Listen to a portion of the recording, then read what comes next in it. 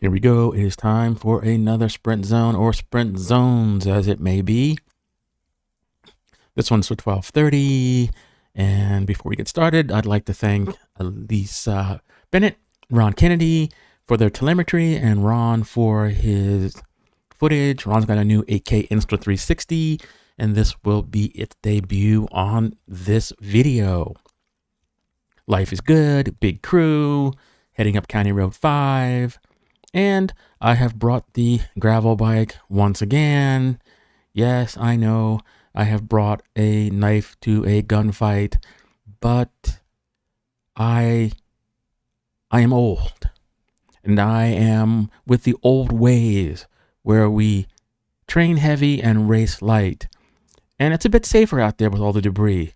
Like these days, everybody out there in their analogous 6th generation fighters, you know, against my old school steed. Bows and arrows against the lightning, as they might say. But I digress, and perhaps more about that later as I ramble for a long time.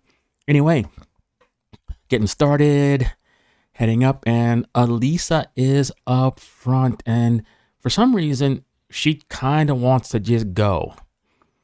And this is a good thing, you know, because I believe she has noticed, as a lot of people have, that lethargy is all around us. But I'll digress a little bit. So Elisa's up front, I'm sitting here, and we notice that Isla is in the 3rd position. And like, she will tell you that she does not like to get mixed up in the sprint zones, that she likes to hang back or whatever. And from what I just observed, she's in the 3rd position, not getting mixed up in the sprint zone. So I'm thinking about my buddy, Mel Robbins. Not really my buddy, but I listen to her once in a while. And she says, listen to what people say, but watch what they do. Because that's important. You don't really care what people say they're going to do. You care about what they actually do. Because I know a lot of people out here, and I'll use not French, it would insult the French. Like, I'll call bullshit on a lot of what people say they are and say they do. But, you know, I digress. Anyway, I know Isla does not watch these videos. And so many of the wisdoms that I provide, the guidance, and perhaps the commentary is lost. And I would say that if you're doing these rides on a regular basis, you probably want to hear what Dear Leader, or your fearless leader, kind of like Dear Leader, kind of like Kim Jong-un, they call him Dear Leader. No, it's not about being an authoritarian, although if I'm the authoritarian, it's probably okay. You know, rules of engagement and all that stuff. In any case, we'll get back to the action. Enough of my rambling. So Salah and Elisa are up front. Good wattage is being thrown down. Looks like Elisa's 32nd is like 206. Mine's like 212. Ron's is like 174-ish. And you can see that me having the gravel bike is just about the same as being up front. So we come through here. Though Salah waves people through with his arm. And I'm going to talk about this. A lot of people like to take their hands off their handlebars to wave people through. And we were talking about this. He's telling me how good he is, yada, yada, yada. Yeah. Everybody on this ride is good. However, you increase your odds of a crash when you take your hands off the handlebars when you don't need to. Wiggling the elbow is enough, and people should be mindful enough at this point. If somebody pulls out of the line, changes their line, you should know that something's up. They got a flat, they're moving back, and you can tell by body language. Too often people just care about like what you... They need you to tell them what you're doing. You should be able to observe like what is happening. So anyway, here's what's happening. Isla not getting involved in the sprint zone. Oh, she's in position 5, has not moved back yet. Like, what is this? You know, and perhaps she considers like that moving back later on in the melee is what she like wants to do. But, you know, I call like some BS on like not wanting to get involved. Or maybe that's what your mind thinks you're doing. But that's what happened. So anyway, I'm taking away from Elisa, who's been up front just drilling it. So she's been up at the front for over a mile at this point. And so far, not asking for any help. Salah up there in second place from the Fort Collins Cycling Club, looking strong. Got Ed behind me and the bright day glow. Puffy jacket. It's kind of like a parachute. It probably adds like another 6 or 8 square inches of surface area that's basically just holding him back. You'll look at the comparisons like what Salah and Alisa have, anybody else in the group, stuff fits tight. So anyway, local legend Diana Hassel going to the front to give her teammate, and you see like Alisa gives a little thing like, why is nobody coming up here? I'll tell you why nobody's coming up there. And I go up to the front and I tell her she was going hard enough that there was like no need for that. And hence nobody was going to go up there. This is like the preamble. You need to keep things hot, but not like super hot. So, but if you're willing to go up there, and especially on these little grades, you know, you were throwing down an average. It looks like your 5 minutes like 182. So you were probably like above 200 for most of that. On some of those grades, your watts per kilogram were enough to keep people at bay. They're like, happy, this is good. You know, she will pull off when somebody is ready to come around. And if you're racing, you need to know like what you need to do there. So finally, you know, her smiling face goes back into the wind. Everything's good. And Ed takes over, and he's on the old school titanium bike with the squirrel cage wheel fans. So not only has the penalty of the older bike with the fan, you know, high drag wheels, but the puffy coat. He will be a strong player, but an old school, like basically F14 against a 6th generation fighter, he'll need to get a new bike to really play with some of these boys. And when the supers come out, well, it could just be game over. Digression once again. So looking up front there, it looks like Mr. Kennedy is on the second wheel. Life is good up there, and it looks like it is Carl just drilling it up there. Maybe a little bit of rotation as everybody else is sitting in. I have definitely like sagged back a little bit. Let's take a look at some of the power that people are generating. My 5 minute, 197. Ron's 140. Elisa's 178. So the penalty of the gravel bike is indeed evident. You know, this is the penalty that Ilka incurred upon herself when she would bring the gravel bike, but hers was even worse because at least I have some i9 45 carbon like wheels, and Ilka did not. So the penalty was like high. I know she's got money. She probably should have upgraded to some decent wheels if you want to be a participant. But back to the action, and enough about talking about people. Good shot of Anna there and Jamie. We got, looks like Danny in the First City kit, and Jimmy Breakaway coming up there. And you can see Don Doherty back there. Looks like the Breakaway and Rio riders are never too far apart. They seem to be the team that is dominating this event in most of the past weeks. Ron at the front looking at his power. 5 minute power 165, and it looks like even my numbers are like higher than Ron's at this point. I've got like 5 minute 209. Ron's got a 5 minute of 165. So the gravel bike, it's a penalty, and I suspect I bled a lot of watts off on that last little inflection point on the grade. But you know, I know, knife to a gunfight, I know better, but my ego is in fact not affected by not being in the top. The only thing I don't like being is like where I can't film what's going on. But thankfully we have the Ron cam, and so I am relieved of that burden. Back to the action. It looks like the women are marking each other. Anna in the yellow, Diana in the red, Jamie in the purple, and it looks like things are starting to happen. Don moving up there a little bit. Ron sliding back finally after his stint at the front. I don't know who was behind him, but that person gave him some respect, allowed him to come in. Looks like that was either Danny or perhaps Dean. In any case, life still goes on. I'm still here. Oh, my 5 minute power 207 is higher than anybody in this group at this point. And here goes Jimmy of the Breakaway Squad making his move up the road, and people are following. And here's where we had a violation in the rules. And look at this. Oh, and look at this. We have a violation in the rules. Let's go back here and take a look at that and see what's actually happening, how this gets set up. It looks like everybody is still in good contact here. No one has done anything yet. Everybody's just sitting in. Ron's in good position. And then all of a sudden, and we'll go by and we'll look at how this happens again, is that Jimmy comes through and makes his move. And here we go. So Jimmy's making his move. People are coming through. It looks like Richard comes through and he reads the move right.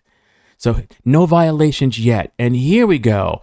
Rio team violation. Let's stop it right here. And look at this. Severe infraction of the rules. But we let this go. And the reason this was bad, really bad as well, is against the rules of engagement. And there's like a Jeep sitting behind us. And this is Jeep that's back here. Got his lights going. Oh, that's just the camera, like frame rate. But he could have been looking to pass at this point. You know, not cool.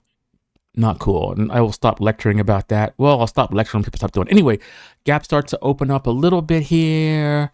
I see Anna's cadence increases. Jamie makes the catch slowly, as clearly there was some sort of acceleration.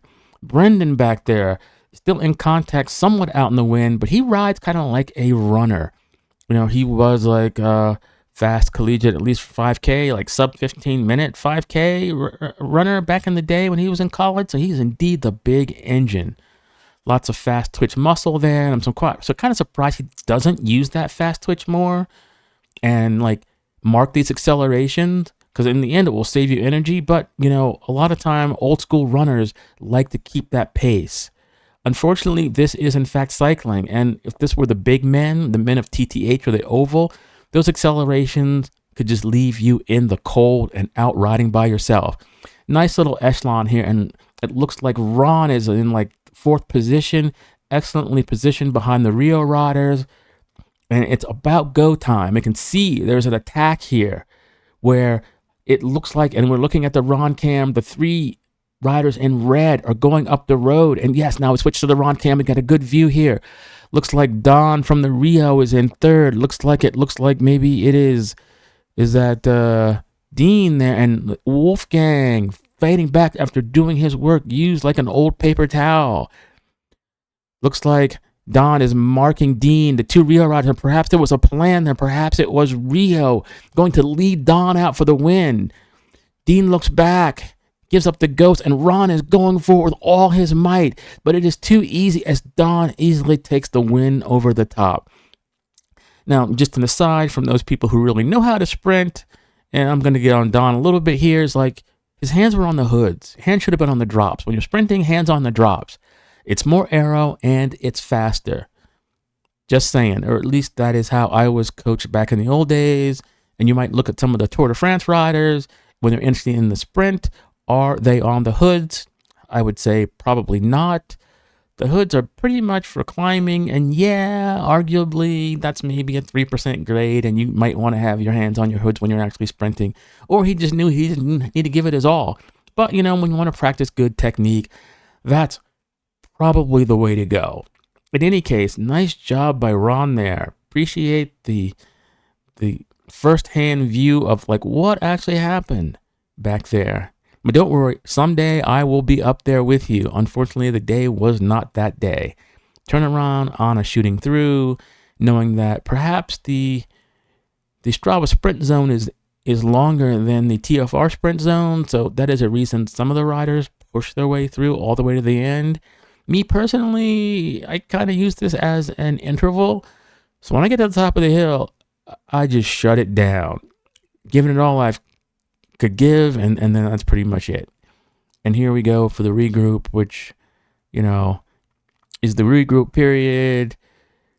People should probably be turning around a little bit earlier here, and then I'll have to chase as hard. But here we go. So now here we go. I don't know who's this up. This is Danny going a little harder than he should be up front. Like the winners, you shouldn't be passing the winners. Otherwise, you know, you hurt the regroup. And even though it doesn't look like you're pedaling that hard, you probably are. And when I see this kind of behavior, I'm thinking this is how rides degrade. Because this used to be the recovery portion or whatever. But people are still like probably hastening to catch up. And you can look at my camera, the Steve cam in the upper right. There are people still trying to chase on, as it looks like Ron has the right pace. Danny looks like he's like chasing somebody or whatever. This is supposed to like be the recovery. You can throw me your watts and prove me otherwise, but, you know, enough said about that. It seems like when some people turn around too early, the squirrel instinct is way too strong in these people. They see somebody up there and they just have to chase. Even though this should be more or less the recovery portion, they just have to chase. And I don't think that's, I don't think that's that good, because, you want to give it all you've got in the sprint zone and then recover versus having to like chase people down. So we'll look at Ron's like current power here. He's coasting pretty much.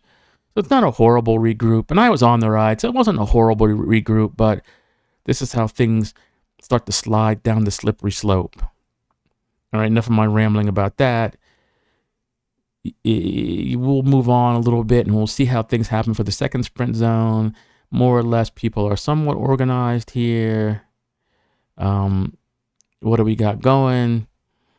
Yep, things are looking good. Let's look at the power on the recovery zone. So Ron's up front, 5 minute 126. My 5 minute is like 87. So finally, my sitting in has like paid off. The gravel bike coming downhill in sitting in is not so much of a penalty versus someone being up front. And we move on, and here we go. So Dean's up front, getting a little bit of a gap here. There's a little bit of a car, but Dean's gonna like shoot this one and get a little bit of some advantage here. Ron makes the call. It looks like this car up there slowed down for us, which is good.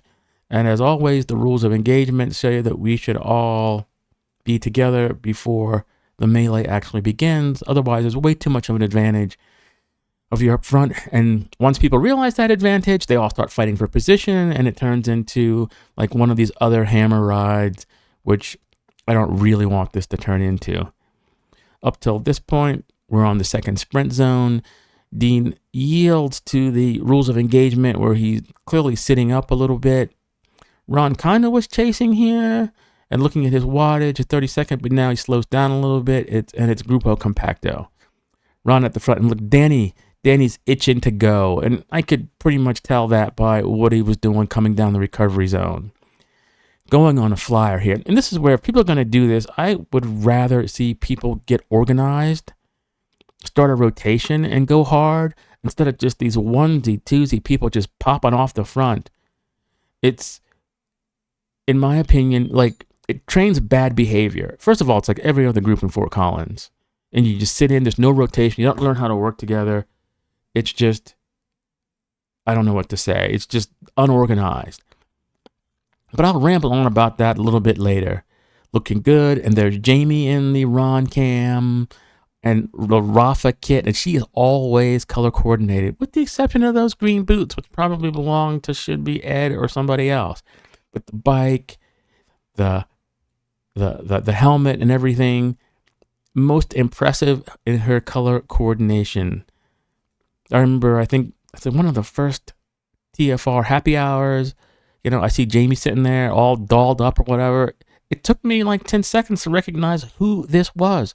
I didn't realize she had that much of a flair for fashion and style, but it's goodness, and it's good that it bleeds over into the bike. But enough of that digression. Looks like Ron's got good position. I'm kind of sitting in. Finally, it looks like Ron's actually putting out more power than I am for the 5 minutes. Although for 30 seconds, I'm putting out more. And now it's somewhat go time. Puppy paws. Don is up front.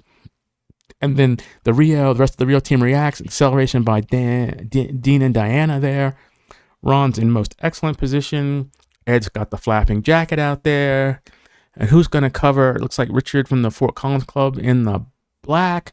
It's Danny. And now it is a nice dual pace line. No rotation. At this point, the Flyers are just trying to go for it. They're pushing hard up there. And this is a long way to go if you're going to try to push this on your own. Unless your name is Ben Nelson, JC, or Byron Besserell, this is probably a little bit early. But that's okay. Everyone's getting a good workout. So looking at the power, Ron's like, 32nd in the 200s, looking good. He's in an excellent position. Looks like maybe Richard up front, pushing hard.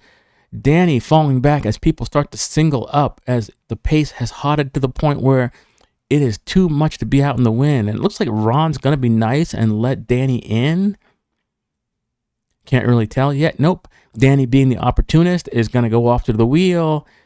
There goes Ed coming through. Now Ron slides in and is in an excellent position. And here comes the hill. Looks like a Wolfgang pushing it hard, trying to get his star on the map.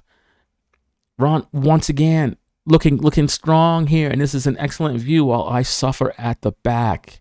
And here is an attack by the legend Diana Hassel, walking by the rest of the strong men, stamping her authority, telling all the people, and especially the women, I am here. I am the person to beat.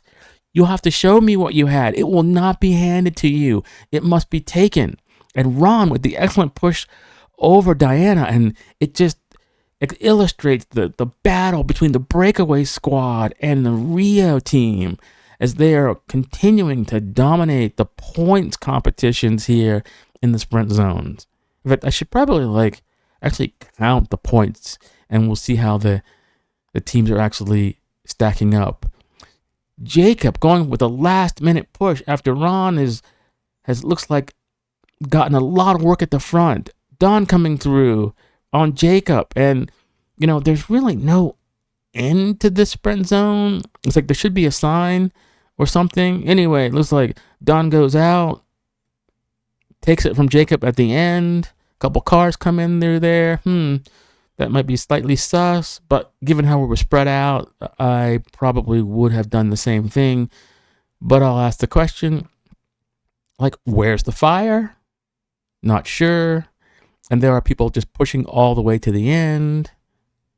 And I think the segment's probably up here or something like that, so you might as well push all the way to the end. Anna with a good position, finishing in front of Ron, but I know Ron shut it down. Carl looking good. In time for the regroup, and we're going to regroup, and hopefully nobody violates the rules, so we won't go through all that. And time to take off again, heading down towards the stop sign. A little bit of a regroup will happen here, and it happens slowly, but it's not all that interesting. Oh, but there's me with my Teletubby thing, so we'll just focus on me for a while. It's very rare that I get any camera time because I'm just not riding fast enough at this point. I probably need to flatten that camera, cut down on the wind resistance, maybe cut my hair too. I didn't really realize it was that long. In any case, I digress, and we will get on to the final melee here. So everyone's pretty much coordinated, get to the stop sign, and here we go. We're through the light, and this is the section that I would prefer people learn how to work together with some rotation. Sometimes it's really fast with a tailwind, you might not want to do that, but it's long enough that getting a good rotation and not having the strong men just battle it out up front, where it just turns into basically a street race, would be better. And the reason I say that is because I think more riders in Fort Collins or in general need to learn how to work better in a group. And I'll digress a little bit. So I did the Foco Fondo this year, and I am horrified at the number of people that enter that event that don't know how to work well in a group. There'll be little sections where they'll accelerate hard, and then the group brings them back, or they jump at the front, etc., or they don't know how to sit on properly, and it's very difficult to get any kind of organization, and it just makes it slower for everybody. I try to find good groups. Like the previous year, I found a group that was very undisciplined, but I was able to sit in. So for probably 10 miles, they just let me sit on and not do anything, and I was perfectly willing to go do work, but people at the back, it's oh, we're going too slow. People at the front, they just sit there they think because they have this perceived effort that they're going hard, that they're doing people a favor. They should learn how to rotate and keep a nice, steady tempo. It would be, in fact, faster instead of the fast guy going to the front, finally getting slower. Someone from the back jumping to the front, gets fast again. He slows down. Next person. It's just awful. And this is what we need to be practicing, and we're not. And it's like frustrating. But I think I'm going to say something at the next TFR event, the speech, what my expectations are for this section, because people can't read my mind, and hopefully work on that. And for those who don't want to work on that, that's okay. They can do their own thing. But it would behoove everybody to learn how to work together. And besides, it's just like fun. It's skill. Like everybody in Fort Collins is strong. It's the skill. Like it's the proper distancing. It's learning how to go to the front without accelerating. It's all these things that you take for granted. And you look at these racers. You look at people racing in the Tour de France, the breakaway groups of 5 and 10. It looks effortless because these people have the skills. The strongman doesn't just jump to the front and keep it. That's just a waste of energy. In any case, people are stringing it out here. Kind of boring, which is why I'm kind of like rambling on here. There I am on the gravel bike as we head into the section where there's a corner. I think there's people up front breaking away. You get people riding above their station and you have to go around them. Like, yeah, I could say something about this, but I'll save that for like another time. So let's just fast forward here. Coming down here. Yeah, you can see there's a break up the road that Ron is chasing. So I don't know what happened and who didn't pull out or how these gaps actually formed, but they did. And if people were working together, there's enough horsepower. Like if Ron is back here, that these people could have been run down. They could have worked together. But now Ron's going to run down the people in front that got dropped from the first group. But had people been working together and not going all cowboy, they would have gone faster. I feel like I've seen that movie Top Gun. It's like, yeah, you got a bunch of cowboys like Maverick and Iceman, and they're good. But once they learn teamwork, they're much better.